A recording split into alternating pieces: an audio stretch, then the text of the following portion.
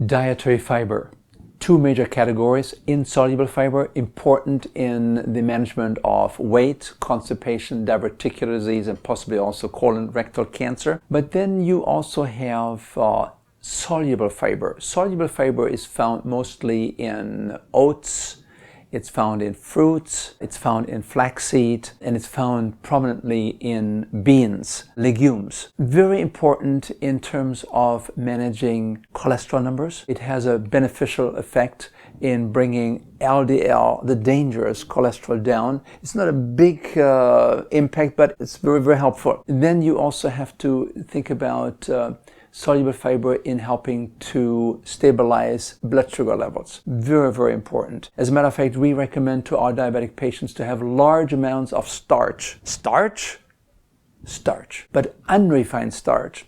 Starch as it comes in nature, protected by fiber, soluble fiber. When you have this kind of starch, as you find in corn and in wheat and in even potatoes, and you combine this with some of the fiber-rich foods, you will find that this kind of an unrefined starch with all of its fiber will actually convert into sugar very, very slowly. In contrast to the refined starch, that goes very quickly into sugar, and you want to be very, very careful as it relates to diabetes. Not so with the kind of starch that is protected by the fiber.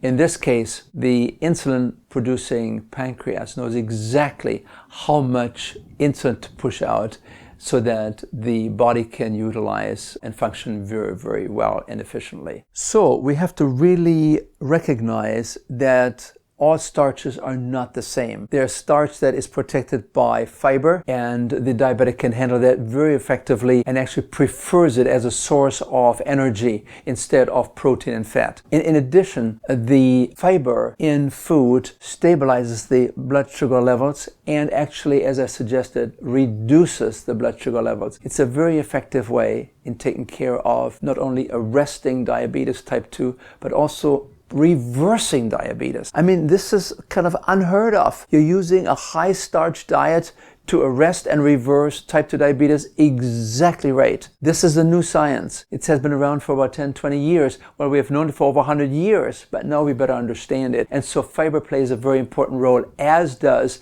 the amount of fat in the diet and on the body and in the individual cell. When that happens and you reduce the fat content in the body and in the cell, the insulin becomes more sensitive and the body begins to work very effectively in diabetic patients, beginning to arrest and reverse the disease process. So again, dietary fiber plays a very important role, particularly the soluble fiber as found in beans. I mean, we tell our diabetic patients all the time, make sure you have at least 1 cup of beans every day. So diabetes is being very positively affected in a magical fashion by having sufficient soluble fiber.